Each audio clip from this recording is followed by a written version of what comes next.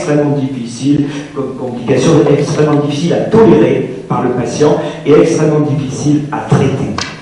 C'est un peu la hantise du radiothérapeute pratique. Alors, qu'est-ce qu'on va faire pour améliorer les choses? Le challenge du radiothérapeute, son rêve, c'est toujours le même, c'est stériliser la tumeur et avoir un minimum de séquelles. Alors on va pouvoir jouer sur deux choses. Premièrement, sur la physique des vaisseaux, qui va permettre d'avoir une balistique optimale de traitement, de manière à délivrer toute la dose brute tumorale, certes, c'est mieux que sur une sous-dose, mais en même temps épargner le plus possible les tissus sains de voisinage, et en particulier parmi ces tissus sains, des organes particulièrement à risque. Ça, c'est la physique du vaisseau. On va aussi jouer sur la biologie du rayonnement. Et ça, Denis vous l'a dit, tous les rayonnements n'ont pas la même efficacité sur les tissus. D'abord, il y a la manière de faire la radiothérapie, le facteur temps. On l'a vu, le fractionnement, l'étalement va permettre d'avoir un meilleur effet différentiel des tissus sains par rapport aux tissus tumoraux.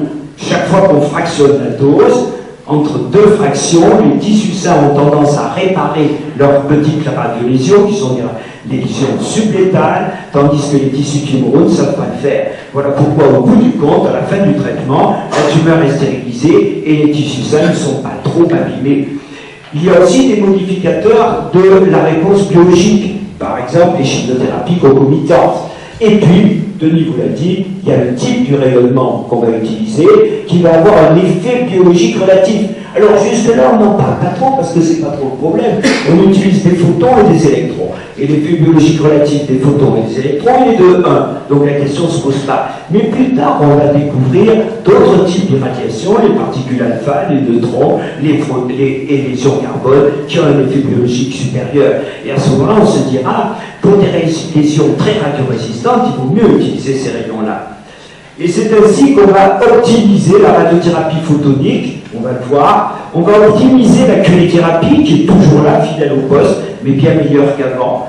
Et on va déboucher vers la radiothérapie, et ça c'est quelque chose qui est au programme en Basse-Normandie.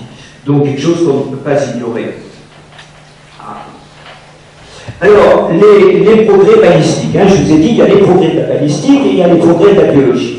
Les progrès balistiques vont permettre d'aller vers des rayons qui ne brûlent plus, comme le disait Alain Laugier, qui a formé nombre de radiothérapeutes en France. Vous voyez, les rayons de la radiothérapie conventionnelle, la radiothérapie de contact et la radiothérapie de 100 kV. Dès qu'on arrive au cobalt, on a des rayons beaucoup plus performants qui pénètrent beaucoup plus profondément dans le corps. Et alors ce qui permet au cobalt de traiter assez bien les tumeurs qui ne sont pas très profondes. Dès qu'on veut irradier des tumeurs beaucoup plus profondes, il faut des photons de 18 mètres. Et puis le problème de ces rayons-là, c'est qu'ils ne traitent pas les tumeurs superficielles. Qu'à cela ne tienne, on utilise les électrons, puisque ces photons de 18 mètres sont des photons de freinage qui sont fournis par des accélérateurs linéaires d'électrons, c'est donc qu'il y a des électrons. Et bien si on utilise les faisceaux d'électrons, on peut irradier les tumeurs superficielles. Voilà pourquoi, peu à peu, dans les années 70, le cobalt disparaît au profit des accélérateurs linéaires d'électrons qui irradient à la fois le profond et le superficiel par deux types de rayons différents, alors que le cobalt faisait tout, mais pas parfaitement. Problème, qu'en est-il des organes à risque? Si les organes à risque se trouvent devant la cible ou derrière la cible, et bien pour recevoir une forte dose.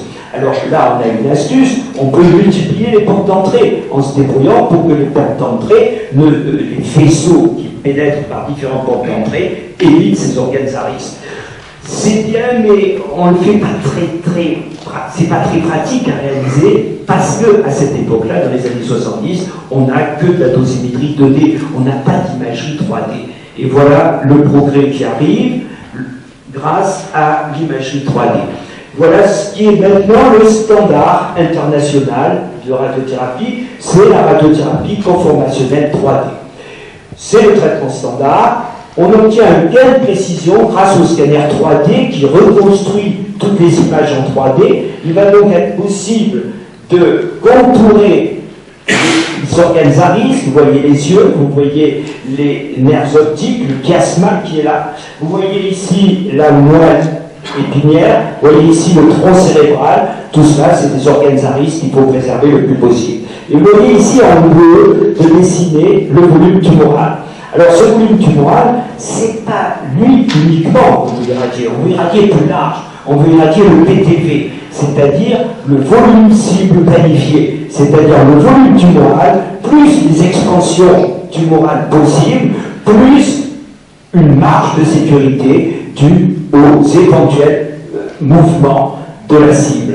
Et vous voyez ici le PTV. C'est ça qu'on veut irradier. Et voilà la dosimétrie sur le scanner du patient qui va, avec une marge supplémentaire qui est dite la marge physique, qui va permettre d'irradier deux volumes à des doses différentes. Premièrement, un volume fortement dosé ici, qui correspond à la tumeur péritale. Deuxièmement, ici, un volume plus large à moins grande dose, qui correspond aux extensions microscopiques de la tumeur, qui n'a pas besoin d'avoir la même dose. Mais ce qui est bien, c'est qu'avec ce système-là, on sait exactement quelle dose on a aux organes cibles, et à ce moment-là, on sait quelles sont les doses à ne pas dépasser. Si on dépasse 55 degrés au niveau du chiasma optique, on peut être aveugle. Pas tout de suite, mais un an ou deux après. Donc on fait très attention. Si on dépasse 45 degrés à la moelle épinière, on peut avoir ce qu'on appelle une myélite, qui peut se traduire par une section de moelle et par une tétraplégie. Quand elle est au niveau du cou, une paraplégie quand c'est au niveau du dos. Donc on a les moyens, avec cette radiothérapie conformationnelle 3D, on a les moyens de savoir exactement si on fait la bonne dose au bon volume cible. Là, par exemple, à ce volume-là, on va arriver à une dose d'au moins 60 degrés. En revanche, dans ce grand volume ici, on ne peut pas dépasser 55 degrés et on sait exactement les doses aux organes cibles. Et dans les comptes rendus actuels des radiothérapeutes se trouvent non seulement les doses qui ont été données aux volumes cibles, mais aussi les doses qui ont été données aux organes à risque. Ça, c'est la base. Et alors, à partir de là, on va améliorer. On a plusieurs possibilités d'améliorer. En particulier, la radiothérapie conformationnelle avec modulation d'intensité. Ce qui nous permet, grâce à un logiciel de planimétrie, si vous voulez, dans la radiothérapie conformationnelle, on dit, voilà, on veut avoir 70 degrés à ce PTV qui est là. Et puis, on ne veut surtout pas dépasser 45 degrés à la moelle. Et puis, on applique soi-même sa balistique de vaisseau de manière à faire un traitement qui tient la route. Il y a mieux. On dispose maintenant de logiciels de planimétrie inverse. Alors, on dit, on veut avoir ici 70 degrés. On veut avoir ici 50 degrés parce qu'il y a une probabilité de tumeur microscopique. On veut qu'ici, il n'y ait pas plus de 40 degrés, parce que c'est la moelle, et on veut qu'il n'y ait pas de dose, ou un minimum de dose ici, parce que c'est la parotide gauche, et ici, parce que c'est la parotide droite. Et grâce à un logiciel de planimétrie inverse, la machine nous dit exactement quels sont les vaisseaux qu'il faut faire, et quelles sont les doses qu'il faut donner par tous ces vaisseaux. Alors, bien entendu, ce n'est pas uniquement lié à cette imagerie 3D, c'est lié aussi à des progrès technologiques sur l'appareil qui dispose notamment de collimateurs multilames. Voilà un petit peu le fin du fin, et ça c'est le fin du fin avec un accélérateur linéaire banal, mais maintenant, vous avez encore mieux, vous avez des appareils qui sont encore plus sophistiqués, comme la tomothérapie, qui est en marche depuis quelques temps maintenant au centre François Badlès. Cette tomothérapie, c'est à la fois un scanner et un accélérateur de radiothérapie. Elle va irradier les gens sur un mode hélicoïdal, exactement comme on fait les scanners. Et à chaque traitement, il y a un scanner de contrôle qui permet de repositionner le patient. Donc, premièrement, on sait qu'il n'y a pas d'erreur de positionnement. Et puis, deuxièmement, avec cet appareil, on a traité des beaucoup plus grands volumes qu'avec la radiothérapie conformationnelle que je vous ai montré. Parce Parce que comme c'est un traitement hélicoïdal, le patient s'enfile dans le trou du scanner que vous voyez là, et en même temps il est irradié. C'est un progrès notable en matière de technologie, de sophistication de l'appareil. Il y a quand même un prix à payer, c'est qu'il y a beaucoup de volume irradié à très faible dose. Or, ces faibles doses de la radiothérapie, on a appris à s'en méfier. Elles sont peut-être plus dangereuses que les faibles doses dont on se méfie pour la radioprotection, parce que ce n'est pas du tout les mêmes faibles doses. Les faibles doses de la radiothérapie sont en général 100 à 1000 fois supérieures aux doses qui nous inquiètent dans la radioprotection.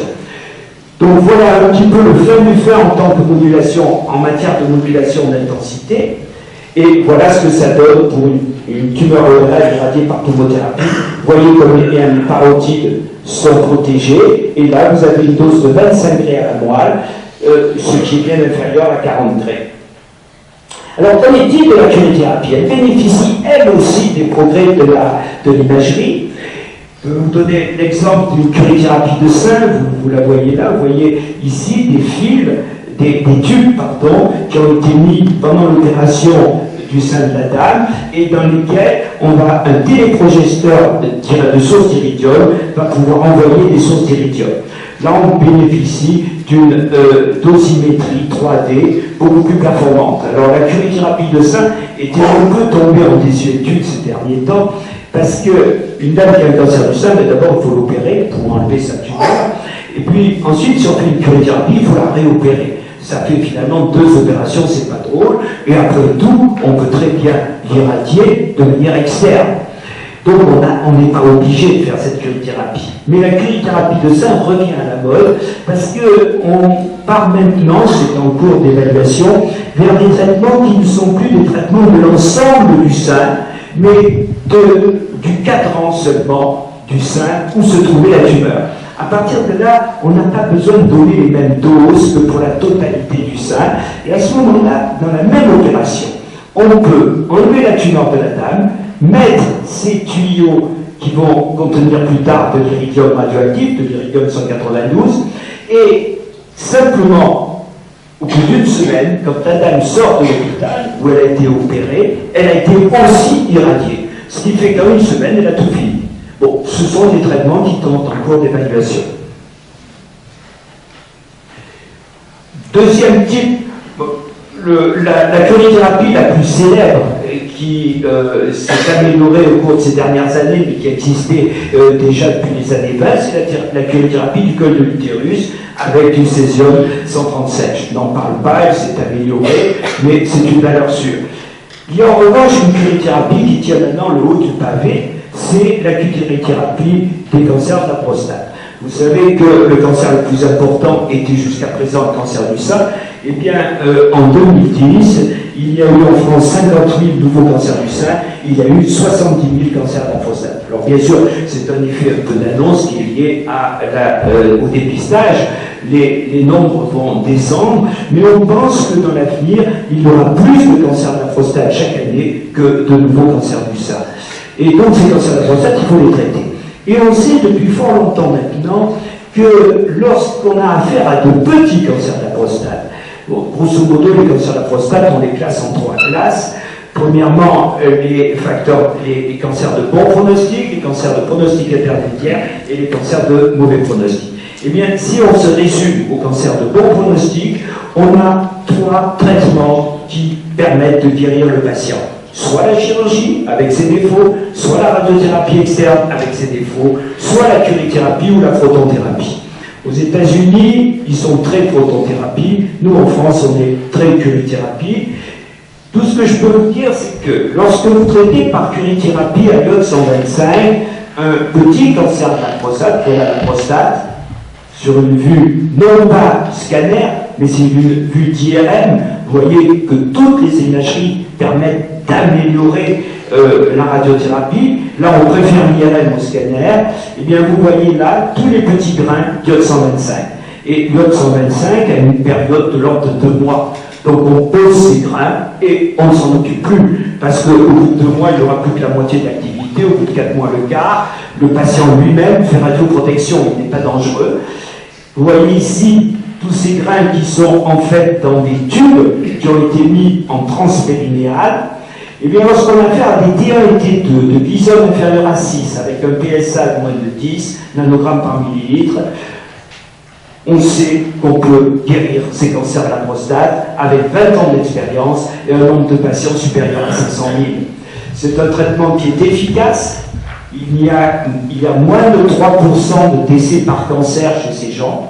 Alors, on parle souvent dans les cancers à la prostate de décès par cancer et non pas de décès en général. Pourquoi? Eh bien parce que l'âge moyen du cancer de la prostate, c'est 74 ans. Et quand on a 74 ans, il y a plein d'ennuis qui font dans la vie qu'on peut s'en aller pour une raison ou pour une autre. C'est pour ça qu'on isole les décès par cancer. Et bien dans ces cas-là, on a moins de 3% de décès spécifiques par cancer. Ça veut dire qu'on a guéri 97% des gars. Bon, ils sont peut-être morts d'autres choses à cause de leur âge. Ça, c'est une autre affaire. Mais on a un traitement efficace, il est peu toxique. Il est peu toxique parce que quels sont les ennuis du cancer de la prostate lorsque, par exemple, il est opéré? C'est l'incontinence et c'est l'impuissance. Et avec la curithérapie, c'est là qu'on a le moins d'incontinence et le moins d'impuissance. Alors, le traitement rival, c'est la protonthérapie. Alors, justement, on y arrive. Et alors, on voudrait encore avoir plus de précision. Grosso modo, on est allé jusqu'au bout de nos possibilités avec les photos. On a eu des trésors d'ingéniosité pour mettre au point la tomothérapie, pour mettre au point le cyberknife. Bon, c'est bien beau, on veut encore plus de précision. Pourquoi? Parce qu'on veut, par exemple, traiter une tumeur qui est dans le cerveau, dont on sait qu'elle est radiosensible, mais dont on ne peut pas faire la dose qu'il faudrait faire. On ne peut pas la faire parce que si on la fait avec les photons ils vont baver autour, et les doses qui vont baver vont détruire le cerveau autour, et ça, c'est pas possible. Alors on voudrait plus de doses tout en préservant les lésions de voisinage. Comment va-t-on faire? Deuxième cas de figure, le cas des enfants. On sait les guérir avec la radiothérapie classique, avec la photothérapie conformationnelle. Ok, mais les enfants, quand on les irradie, on a de très mauvaises surprises, des complications à long terme, les os irradiés ne grandissent plus alors que les autres os vont grandir, ça va donner des dysmorphismes. Enfin, les complications des rayons chez les enfants font qu'il est très difficile pour un radiothérapeute d'avoir à se résoudre à irradier un enfant. Eh bien, dans ces cas-là, on se dit, si on a un mode d'irradiation qui donne la même dose, mais qui est beaucoup plus net, beaucoup plus propre, qui n'irradie pas à côté, c'est encore mieux. Et cela ouvre la voie à un nouveau type d'irradiation, une irradiation par les faisceaux d'ions légers. C'est ce qu'on appelle couramment l'hadrothérapie. Alors c'est quoi l'hadrothérapie? C'est soit la protothérapie, soit les premières expériences en radiothérapie par ion hélium et carbone. En fait, c'est la radiothérapie par ion léger, parce que Jacques Foss nous l'a bien montré tout à l'heure, il y a une ambiguïté avec l'hydrogène. L'hydrogène, c'est à la fois les trois isotopes d'hydrogène, de deutérium et de tritium. Autrement dit, le premier isotope, on ne devrait pas l'appeler l'hydrogène, on devrait l'appeler le procium. Et le proton, c'est le noyau du procium. En termes clairs, le proton, c'est le noyau de l'hydrogène. Donc, irradier avec des protons, c'est déjà irradier avec l'ion le plus léger de tous. Et puis ensuite, il y a les ions un peu plus lourds, mais qui sont quand même légers. Les ions un peu plus lourds qui restent légers, c'est le néon, l'hélium, le carbone, etc. Alors on les a un peu tous essayés, et il se trouve que le carbone est le plus intéressant. Ces ions légers interagissent avec la matière de manière très spécifique. Vous allez le voir, c'est le pic de Bragg. L'idée, on revient à un Américain qui s'appelle Robert Wilson en 1946. Ce qui est intéressant, c'est que dès 1954, le premier traitement a été effectué par John Lawrence. John Lawrence, c'est le frère d'Ernest Lawrence. Et Ernest Lawrence, c'est lui qui a inventé les cyclotrons. C'est quelqu'un de très important. Et John Lawrence, il est très important pour Denis. Pourquoi? Parce qu'il a fait la première expérience de protothérapie, et pour des raisons qu'on ignore, alors que ça avait marché, il a laissé tomber, il est allé faire un peu de neutrons, et très vite après, il s'est lancé dans la radiothérapie métabolique. Et c'est pour ça qu'on pense, on dit que c'est le père de la médecine nucléaire. Denis, tu nous diras si tu n'es pas d'accord. Donc, voilà John Lawrence qui, pour la première fois, utilise les protons. Et ces particules, je vous le disais, elles ont un rendement en profondeur qui est très spécial. Vous voyez ici les électrons, Vous voyez ici les photons, il se trouve que les neutrons, c'est quasiment pareil que les photons. Et vous voyez, ces particules, ces ions légers, ils rentrent dans la matière sans pratiquement déposer d'énergie, tant qu'ils sont rapides, et au moment où ils vont s'arrêter, il y a un véritable tsunami d'ionisation qui amène ce grand pic de Bragg très fin, et ensuite tout s'arrête. Quelque part, c'est la particule magique, parce qu'il n'y a pas de radiation avant, il n'y a pas de radiation après, et il n'y a pas de radiation sur les bords. Parce que je ne peux pas vous le montrer sur cette photo, mais il se trouve qu'il n'y a pas de diffusion. Il semblerait qu'on a la particule magique. En fait, c'est plus compliqué, parce que la tumeur est relativement volumineuse. Donc ce pic, finalement, il est trop pointu. Qu'à cela ne tienne, on a trouvé, on va étaler le pic de Bragg grâce à des modulateurs, et à ce moment-là, le pic de Bragg étalé va englober toute la tumeur. Alors l'ennui, c'est qu'en l'étalant, on met aussi de la dose devant. Alors l'intérêt, c'est qu'il y a très peu de dose derrière, et qu'on a là des propriétés balistiques bien supérieures aux photons. On aura donc une conformation meilleure. Et sur le plan conformationnel, ça veut dire quoi conformation? Ça veut dire qu'on a très bien conformé les isodoses au volume tumoral. C'est quand on a un volume tumoral, on essaie de mettre des isodoses qui épousent étroitement les formes du volume tumoral de manière à irradier bien la tumeur et rien de ce qu'il y a à côté. Alors, pour en revenir à la protonthérapie, c'est une technique en pleine expansion. Comme je vous l'ai dit, le potentiel balistique est bien supérieur à la photothérapie. En revanche, la photothérapie ne dispose d'aucun avantage biologique, car l'EPR est de 1,1 seulement. C'est une affaire qui marche. En 2000, plus de 7, en début 2010, plus de 70 000 traitements avaient été effectués par le monde. Il y a fait plus de 30 centres opérationnels, dont 2 en France, un à Orsay, l'autre à Nice. Les indications cliniques, certaines indications cliniques sont déjà validées. Ce sont les tumeurs oculaires et les sarcomes de la base du crâne. Ce traitement est par ailleurs très prometteur dans les tumeurs pédiatriques, où on pense qu'il pourrait être l'arme la plus efficace en matière de radiothérapie. Grosso modo, pour les enfants, on pense que les photons sont dépassés par les photons. Mais on ne l'a pas montré. On ne l'aura montré que lorsque l'on aura beaucoup d'études en cohorte. Il faudra 10 à 20 ans avant d'en être sûr. Et puis d'autres indications sont en cours d'évaluation, comme les tumeurs du poumon, de la prostate, du foie, du sein. Alors là, des essais thérapeutiques sont en cours. Alors regardez dans l'œil, pour les mélanomes de la choroïde, là on a un effet qui est remarquable. On a des résultats qui sont parmi les plus brillants de la radiothérapie.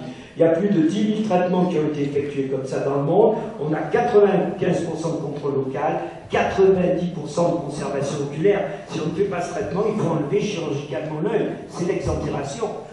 Et on a 10% de décès, mais par métastase hépatique, parce que ces mélanomes adorent aller dans le foie. Donc vous voyez la précision, vous voyez là sur une coupe transverse, vous voyez l'œil, vous voyez la précision du traitement, ici sur une vue frontale. C'est le B.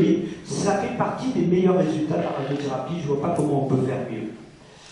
D'autres localisations, pour les cordomes de la base du crâne, c'est le meilleur traitement qui soit, mais il n'est pas parfait. On a que 60 à 70% de contrôle local, et là, probablement, l'ion carbone arrivera à la rescousse.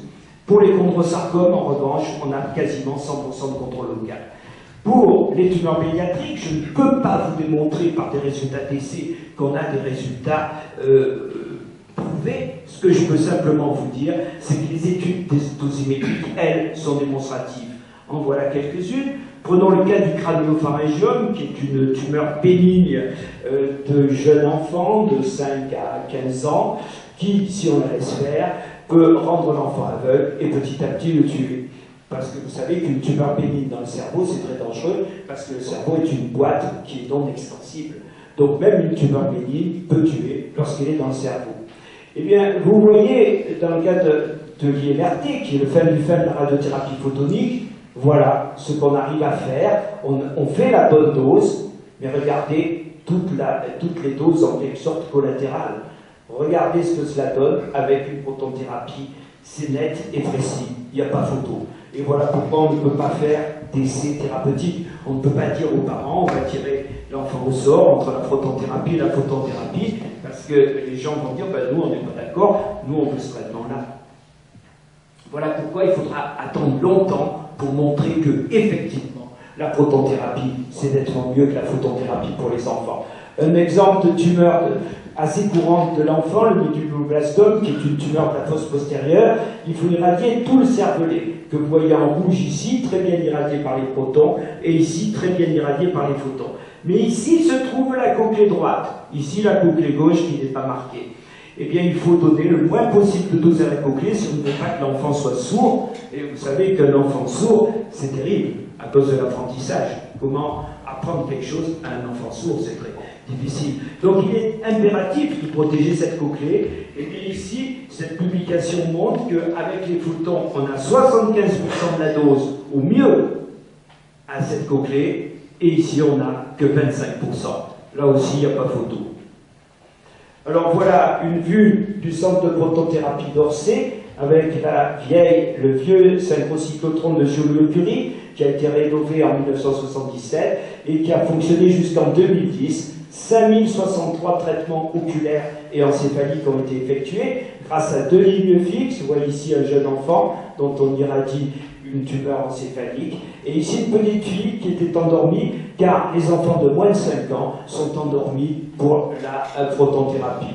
Et puis, depuis le 9 décembre 2010, a été inauguré à Orsay un nouvel appareil, qui est un cyclotron isochrone IBA de 235 mégaélectronvolts.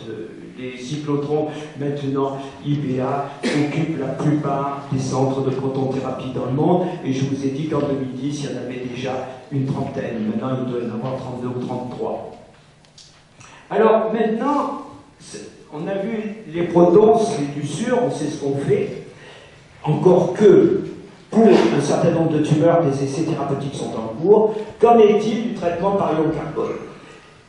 Peut-être gagner encore en précision, mais surtout améliorer le contrôle des tumeurs les plus radiorésistantes, grâce à un effet biologique avec le carbone qui varie entre 1,5 et 3. C'est ça le nouveau challenge.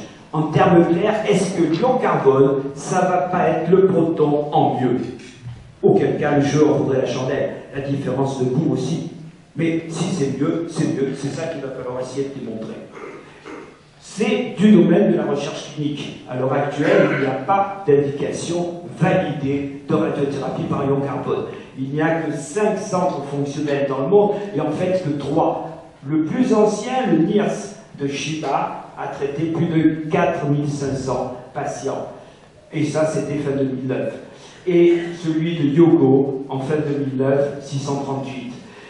Le troisième, de Heidelberg, qui vient d'ouvrir, fait suite au GSI de Darmstadt, où là, il y avait eu à peu près 500 patients traités. 2 nouveaux centres, un au Japon, un en Italie, qui viennent d'ouvrir. Donc, je ne peux pas vous dire le nombre de patients traités à la date d'aujourd'hui. Alors, voilà le pic de Bragg des ions légers, donc de ion carbone. Vous voyez que ce pic est plus favorable encore que celui des protons, d'autant que l'effet biologique se rajoute. Il y a quand même 2 petits soucis. Parce que si on regarde ça, on se dit, bah, il n'y a pas photo. Le photon, c'était très bien, mais l'ion carbone, ça va être encore mieux. Attention, il y a 2 problèmes. Ici, il y a une queue, ici, qui correspond à des produits de fragmentation des noyaux et qui peut poser des problèmes parce qu'il y a aussi des neutrons rapides et ça peut perturber le traitement. Et puis, deuxièmement, ici, l'effet biologique relatif n'est pas tout à fait constant, alors que pour les protons, il est quasiment constant sur tout le plateau. Autrement dit, on risque de traiter des gens avec des doses différentes suivant l'endroit du plateau où se trouve la zone tumorale traitée. Et voilà pourquoi c'est du domaine de la recherche. Il faudra voir ce que ça donne en pratique. Et cela donnera beaucoup de travail et surtout une grande polydisciplinarité entre les physiciens nucléaires, les radiobiologistes qui vont nous dire ce qu'il en est exactement du transfert d'énergie linéique le long du plateau, et les radiothérapeutes. Et vous voyez que les Dupont sont quand même extrêmement circonspects devant ces travaux, ce qui ne veut pas dire qu'ils ne vont pas aboutir. D'autant que je vais vous montrer quand même pourquoi on s'intéresse tant à l'ion carbone. C'est que si on prend les résultats à long terme du professeur Tsuji à Chiba, regardez ce qui se passe là pour un adénocarcinome de l'ethmoïde. Vous savez, c'est ce qu'on appelle le cancer du menuisier. C'est un cancer qu'on voit la plupart du temps chez les menuisiers parce qu'il est lié aux essences de certains bois exotiques. Eh bien, ce cancer de l'ethmoïde à ce volume-là, il n'y a pas possibilité de le traiter avec les moyens classiques. On ne peut pas opérer une tumeur si importante qui repousse le lobe frontal vers l'arrière. Vous voyez ici, le corps calleux est tout abîmé. Le corps calleux, c'est vital, ça ne s'opère pas. La chimiothérapie ne marche pas du tout. Et la photothérapie, aux doses classiques, ne sert pratiquement à rien. Eh bien, regardez, après une radiothérapie à l'ion carbone, le gars est en apparence guéri. Là encore plus important, un mélanome de cette taille, c'est incurable avec les moyens classiques. Voilà un mélanome de tout le sinus, de la fosse nasale et du sinus maxillaire. Regardez, après 48 mois après une radiothérapie par ion carbone. Les résultats de Tsuji sont assez extraordinaires. Alors bien entendu, c'est les meilleurs résultats. Une hirondelle ne fait pas le printemps, on ne peut pas faire de loi thérapeutique par deux images, mais il y en a beaucoup d'autres. Voilà pourquoi le monde de la radiothérapie s'intéresse à l'ion carbone, et voilà pourquoi on est tout prêt à vouloir voir un petit peu comment ça va fonctionner. Voilà un petit peu la saga de la radiothérapie, grâce à l'énergie atomique, grâce à l'énergie nucléaire, grâce à l'énergie des particules. On arrive ici dans les particules, le centre de protothérapie d'Orsay, et le carbone, dans le cadre du projet Arcade. Voilà une image qui vous montre un petit peu tout ce qui va être mis en œuvre dans le cadre du projet Arcade. Vous voyez, c'est un très bel exemple de collaboration entre les physiciens nucléaires, les radiobiologistes, les médecins radiothérapeutes. Il est évident que sans cette collaboration, on n'arrivera à rien, mais qu'avec cette collaboration, on va peut-être pouvoir chanter dans le concert international parmi les gens qui sont des spécialistes de l'ion carbone, tout en assurant un certain nombre de traitements bien validés avec les protons. Je vous remercie.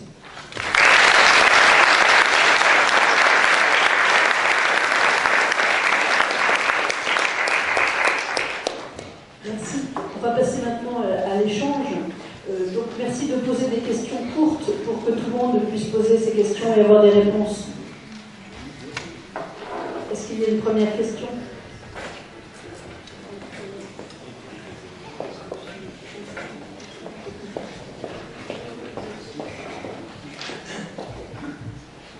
Monsieur le directeur général adjoint à la région Basse-Normandie, je voulais apporter un témoignage de la forte implication de la région dans le projet justement Arcade, pour le futur cyclotron à carbone. Donc la région s'implique fortement par des garanties, mais aussi par la création d'une société d'économie mixte qui va apporter une grande partie des financements du projet. C'est pour le bassin de Caen, mais aussi pour la Basse-Normandie et même les cancéropoles, les deux grands cancéropoles, une évolution extrêmement importante.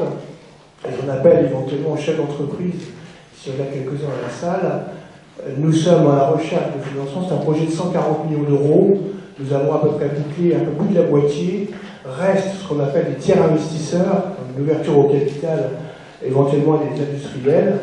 Et je serais ravi si effectivement mon téléphone sonnait à Caen, à la région, pour boucler ce plan de financement qui arrive en fait à son terme. Voilà. Donc c'est pour la région extrêmement important.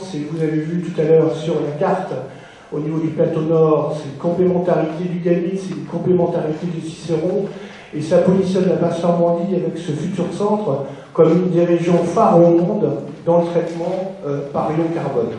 Voilà ce que je voulais vous donner comme témoignage. Et merci à ces brillants professeurs, et notamment au professeur qui rejoint le professeur Abran. Je crois qu'on peut dire d'ailleurs que avec votre arrivée, nous avons été pratiquement au niveau du monde un des meilleurs centres de recherche avec PACLES. Donc nous sommes ravis, évidemment, à la région, de votre arrivée parmi nous, monsieur. Merci.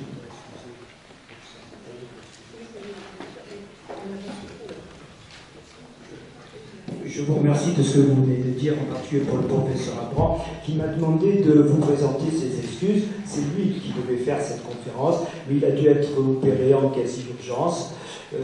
Il va bien. Voilà, il se plaint, je crois, d'une infection urinaire. En fait, c'est pas dramatique. Voilà, et il est désolé de ne pas être parmi vous ce soir. D'autres questions? Oui, j'avais une question peut-être plus pour M. Adoskini. Vous avez parlé du traitement de la thyroïde par des radioéléments. Je voulais savoir comment se fait le choix entre un traitement par radioélément ou un traitement par médicament. Et quel est le retour d'expérience qu'on a sur le traitement par radioélément. Merci. Alors, encore une fois, sur la thyroïde, il y a plusieurs diagnostics dont je vous ai parlé. Hein. C'est-à-dire que ça dépend si on parle du cancer ou si on parle d'une autre maladie dont je vous ai parlé, qui est ce qu'on appelle l'hyperthyroïdie, qui est très fréquente. Hein. C'est-à-dire que vraiment, chez des personnes, beaucoup de femmes et puis femmes âgées, où il y a ce qu'on appelle des goitres. Et donc, à ce moment-là, effectivement, on a des choix qui peuvent être un choix de traitement par une chirurgie, donc on enlève en fait la thyroïde, ou alors on peut faire un choix de donner justement une gélule avec de l'iode radioactif qui va permettre, effectivement, la thyroïde, ça capte énormément l'iode, hein, et donc l'iode radioactif arrive et va détruire les cellules, donc toute la thyroïde.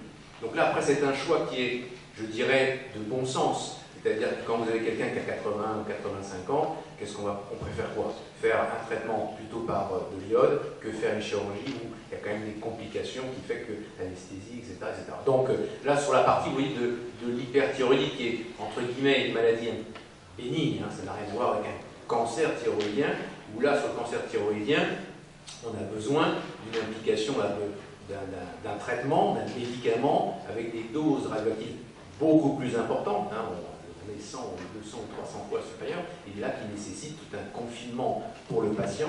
Et là aussi, eh bien, on va pouvoir traiter et la tumeur localisée au niveau de la thyroïde, et éventuellement certaines métastases de ce cancer thyroïdien. Donc là, c'est des choix qui sont des choix, encore une fois, la décision, elle n'est pas d'un homme. La décision, et je pense que Jean me rejoint là-dessus, la décision quand on traite un cancer, quelle que soit l'origine, c'est une réflexion qui est ce qu'on appelle, dans notre jargon, RCP, c'est-à-dire une réflexion qui est multidisciplinaire. Hein. On fait il y a justement une recherche autour d'une table entre des médecins, des chirurgiens, des radiothérapeutes, des gens qui font de l'oncologie, qui font de la chimiothérapie, ou des imageurs, des radiologues, des médecins nucléaires. Donc il y a une réflexion et on dit, voilà, pour ce patient, la meilleure solution sera de faire ça. Vous voyez, c'est pas un seul individu. C'est vraiment une réflexion multidisciplinaire pour chaque type de cancer. Ça, c'est vraiment très important. Une autre question? J'ai une petite question.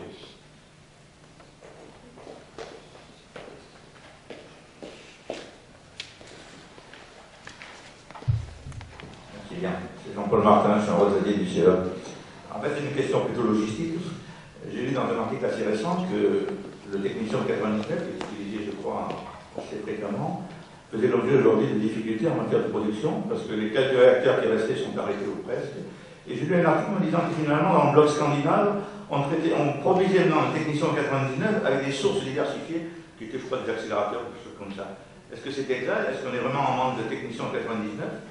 Parce que j'avais suivi à l'époque le lancement des réacteurs, mais finalement, ça s'est arrêté. Alors, merci.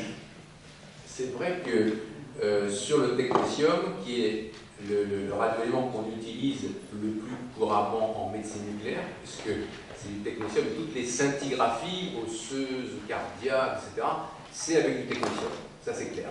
Et c'est vrai que sur la cartographie mondiale, il n'y a pas beaucoup de réacteurs nucléaires permettant de produire. Et il y en a bien sûr en Hollande, il y en a deux qui sont des vieux réacteurs, c'est-à-dire qui se datent des années 50, 57, la Kéten essentiellement. Et effectivement, il y en a un qui va pour l'instant, la durée de vie est fermée. Donc, il y en a en Hollande, Moscou, il y en a du côté des États-Unis, enfin, un au Canada, en Afrique du Sud. Et c'est vrai que la réflexion, mais c'est important de savoir comment faire de nouveaux réacteurs, est-ce qu'il faut les changer, est-ce qu'il faut en créer d'autres. Alors c'est vrai qu'en France, il y a eu le choix, pour une partie avec le choix Osiris, de pouvoir, pour une certaine partie, de faire du diagnostic, donc de l'imagerie de scintigraphie. Mais c'est vrai qu'il y a eu une pénurie à un moment donné, du fait d'un réacteur qui est tombé en panne et que les autres étaient en maintenance. Et donc c'est vrai que sur le plan mondial, ça a créé une pénurie de techniciens. Ça c'est vrai. Et que voilà, c'est une réflexion sur le choix est-ce qu'il faut un autre réacteur, produire un autre réacteur nucléaire. La France a choisi pour une partie d'en produire elle-même, mais de façon très limitée. Donc oui, aujourd'hui sur le technetium, c'est quelque chose qu'on suit. Et donc le coût du technetium a augmenté. Oui. Je ne sais pas remettre en route ce bazar. Vous m'entendez là? Oui. En fait, ma deuxième partie de la question était que dans cet article, j'avais lu qu'on cherchait à diversifier des petites sources, je crois que c'est dans le bloc scandinave, et ne plus produire en façon centralisée, mais d'une façon très diversifiée, avec des sources qui duraient beaucoup moins de temps, ce qui obligeait à en bénéficier très rapidement. Et ça m'a un petit peu surpris parce que c'était, paraît-il, un renversement de situation. C'est ce que j'aurais voulu savoir, parce que vous êtes éminent et vous savez certainement de ce qu'il y a. Alors je suis beaucoup moins éminent que ça, puisque je ne le savais pas, et donc je n'ai pas suivi l'actualité scandinave, mais bon, si vous pouvez m'envoyer l'article, je le lirai avec attention. Je vous remercie, je vais essayer de le retrouver. Je vais quand même me permettre de compléter un peu la réponse de Denis. Sur la photo que vous avez vue tout à l'heure, autour de quand on positionne effectivement le grand laboratoire de recherche fondamentale nucléaire Guéganil, autour duquel on va construire un cadre dans les années qui viennent. Il y avait aussi sur cette photo-là un autre nom de laboratoire, un autre nom de plateforme qui s'appelle Cicero, et qui vient aussi accueillir un certain nombre d'équipes de recherche, mais aussi des industriels qui essaient de fabriquer d'autres radiopharmaceutiques. Donc c'est une autre activité qui existe dans le domaine, qui est un peu complémentaire à la question. On n'est pas dans des accélérateurs, mais on essaie de fabriquer des aspects radiopharmaceutiques complémentaires de façon assez forte avec la Cicero qui est en bas, à gauche. Donc, je sais pas si tu veux compléter ce que je viens de dire pour préciser. Disons qu'il y a, en médecine nucléaire, il y a deux grands types d'imagerie. Il y a l'imagerie qu'on dit conventionnelle, qui utilise à 90% du technétium, qu'on appelle les scintigraphies.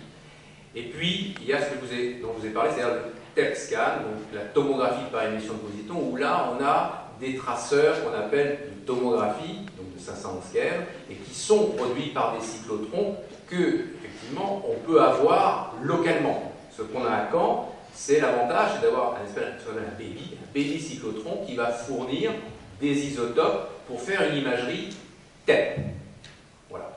Donc, il est possible que dans le futur, que effectivement la médecine nucléaire avec le technétium, peut-être, je ne sais pas, dans 10, 15, 20 ans, disparaisse ou soit moins important, et alors que l'imagerie, je dirais, diagnostic TEP, soit effectivement l'imagerie de demain, parce que là, on n'a plus besoin d'avoir des réacteurs nucléaires de cette gabarit, puisqu'on peut avoir des baby cyclotrons. Alors bon, moyennant quelques millions d'euros, c'est pas énorme, mais vous pouvez avoir ça dans votre jardin, et hop, vous pouvez avoir une imagerie TEP immédiate chez vous. Donc, on est dans une évolution, non mais tout à fait particulière, et peut-être que c'est ça qui va se passer dans les 10 ou 15 ans sur l'imagerie nucléaire. Je vous remercie. Moi j'avais une question sur les registres des cancers. Comment vos résultats sont analysés, remontés? Est-ce que vous avez maintenant des comparaisons internationales? Est-ce que vous ne comptez que les gens décédés ou est-ce que vous comptez aussi les guérisons? Voilà, c'est plutôt genre. Oui, c'est du domaine de l'épidémiologie des cancers. Chaque pays essaye de comptabiliser le nombre de nouveaux cancers apparus pour 100 000 habitants pendant l'année, c'est ce qu'on appelle l'incidence, et chaque pays essaye de comptabiliser la totalité des décès.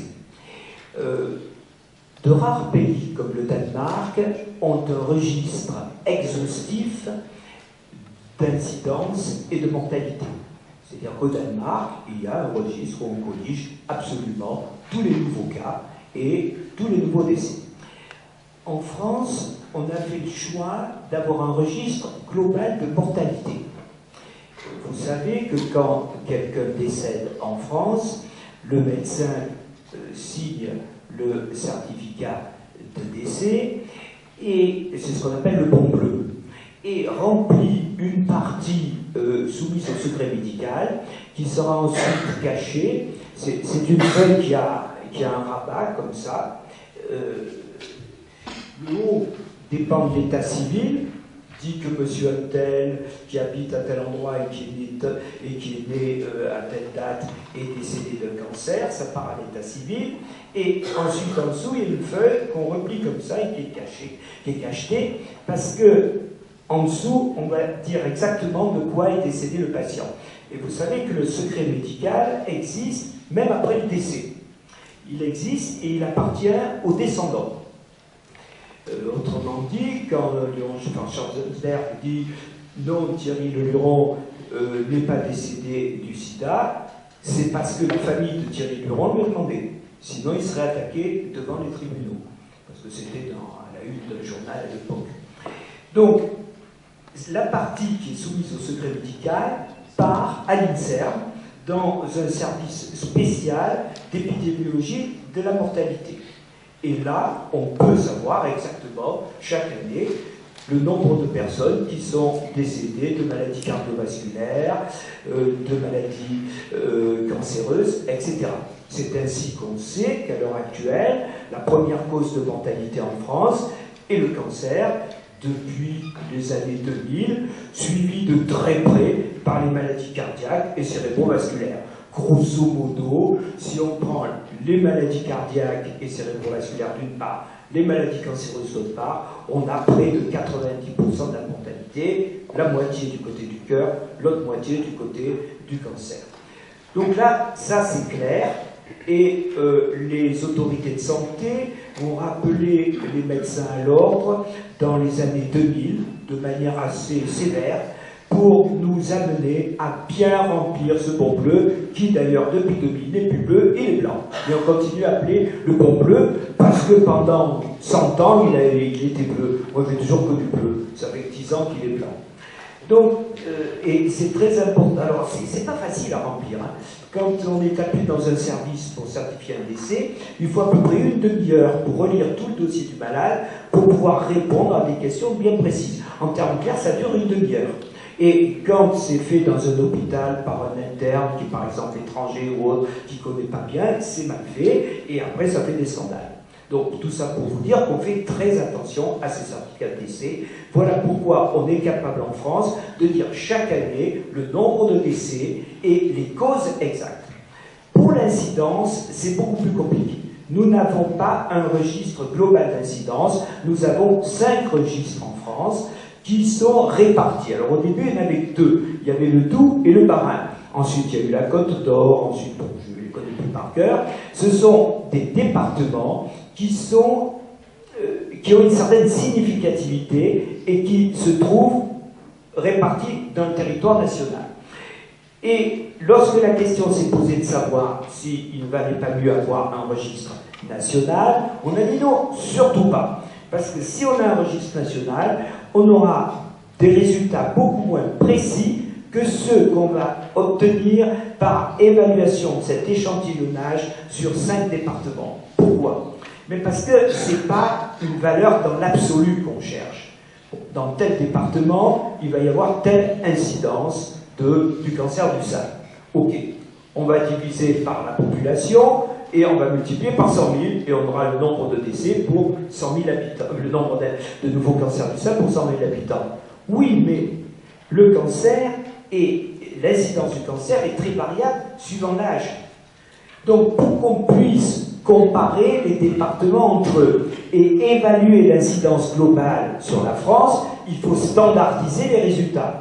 Et il faut les standardiser en fonction de l'histogramme des âges.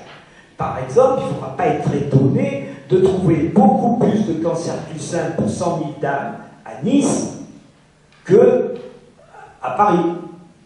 Parce que vous savez qu'il y a beaucoup de retraités sur la Côte d'Azur. Et vous savez que le cancer du sein, c'est plutôt une affaire de la deuxième partie de la vie.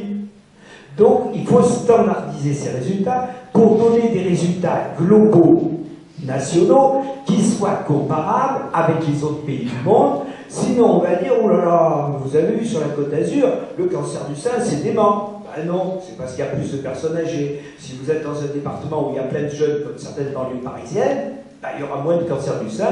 Et je peux vous dire qu'à Tahiti, où la population est particulièrement jeune, il y avait 80 cancers du sein dans une année, là où on en attendait 200 si on appliquait les standards européens et américains du Nord. Moralité, nous n'avons pas de registre national de l'incidence et c'est voulu. Mais ça se traduit par un défaut, c'est qu'on n'a pas des chiffres annuels d'incidence. On ne va pas pouvoir vous dire, cette année, l'incidence des cancers globale, c'est tant. On a des moyennes sur 5 ans. Alors, grosso modo, en 2008, vous avez la moyenne de l'incidence de 2000 à 2005. Parce que le temps qu'on s'en-harmonise, il faut 2 ou 3 ans. On sait en 2003 ce qui s'est passé en 2000, si vous voulez. Donc en 2008, c'est la moyenne 2000-2005. Donc on a des moyennes, et c'est probablement beaucoup plus juste comme ça. Alors, je crois vous voir venir avec la question subsidiaire. C'est de dire, oui, mais j'ai peur qu'il y ait un effet cancer à tel endroit, que par là, qu'à tel endroit, il y a un effet environnemental qui fait qu'il y aurait peut-être plus de cancer liés à l'amiante, parce qu'il y a les termites qui n'est pas loin, ou des choses comme ça. Alors là, quand il y a des phénomènes locaux comme ça, on met un observatoire.